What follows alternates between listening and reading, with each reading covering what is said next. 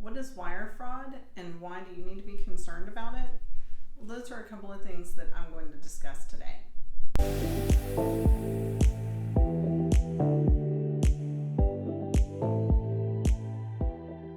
Wire fraud is a real thing. I do know of situations in Austin where wire fraud has happened in the last several years. First, let's start with what is wire fraud. Wire fraud is when you, usually as a buyer, need to be wiring your funds to a title company and someone intercepts that information, and what typically happens is they either have hacked into someone's email, maybe your realtor, the title company, or even the buyer themselves, and they contact you either by phone or via email, and they provide false wiring instructions. First, what are wiring instructions? Here's an example of one. Let me see, we hold it up over here. And you can see it'll give you the account name, account number, all this different information.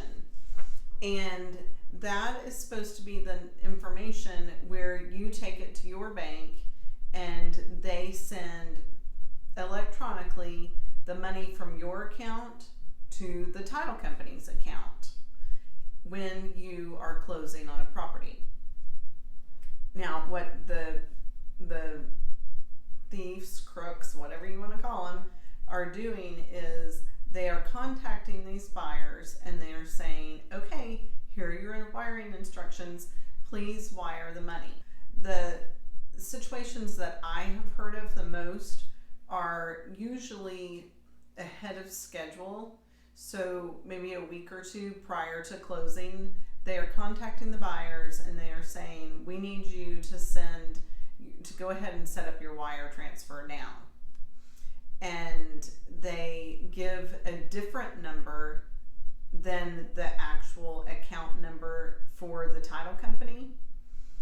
And they impersonate the closing officer.